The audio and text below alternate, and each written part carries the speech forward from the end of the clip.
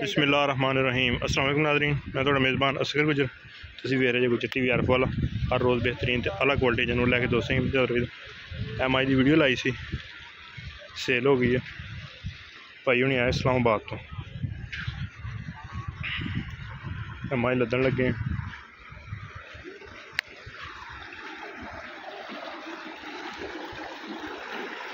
माशाल्लाह माई लोड हो गई जी।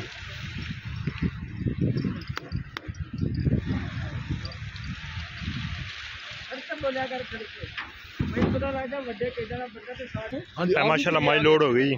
हाजी साहब हाजी साहब सुनाओ, माई दिल लगी है? बड़ी दिल लगी है जी, बड़ा मैं खुश जा रहा जी माशाल्लाह। अच्छा जी, जिंदगी करे तो हाजी साहब इस्लामाबाद किहड़ी जगह तो जी? असी मतलब वान टाउन होने हैं जी, वान टाउन गोखड़े ते जेड़ा माई दा पहले दिन दुध वेख्या आके ओही दूसरे टंग होया जी? बिल्कुल दो चोइयां कीतियां ना जी। माशाल्लाह ओही होया जी। ते जिवें तुहाडी दिल दी होई तुसीं आपदी मनाई ना जी? बिल्कुल साडी तां नहीं ना मन्नी। ते आ मलक साहब ने जी, ये साडे भाई ने बड़े अच्छे बंदे ने जनाब, इन्हां बड़ा अच्छा तावन कीता साडे नाल ते माशाल्लाह इन्हां क्या जी तसल्लियां कर लो। 2 वारी मझ चोई है, जितना ना दुध दस्सिया इतना ही होया जनाब। हाँ बड़े अच्छे बंदे ने जनाब।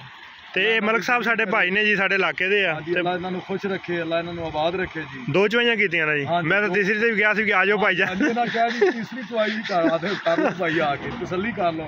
लेकिन बंदे बहुत अच्छे ने, सानू ते इन्हां दी ज़ुबान ते गल यकीन सी, लेकिन इन्हां कहा नहीं जी तुसीं तसल्ली कर लो। हाँ बिल्कुल नहीं जी, साडा माल खरीदा होंदा बहरहाल सानू अपनी तसल्ली कीती होंदी आ फेरी दलेरी। ते हाजी साहब हुणे मेहरबानी साडे कोल तशरीफ लिआए आ। हाजी बशीर साहब जी ठीक हो गया जी माशाल्लाह। ये माई लोड हो गई है। उम्मीद करने का वीडियो है कि दोस्तों को पसंद। अगर वीडियो पसंद आती लाइक शेयर तो माशाल्लाह दे कमेंट। एक अगली तो नवी बेहतरीन वीडियो ना दोस्तों मैं फिर हाजिर होंगे। उस टाइम तक अपने मेज़बान असगर गुजर इजाज़त। अल्लाह हाफ़िज़।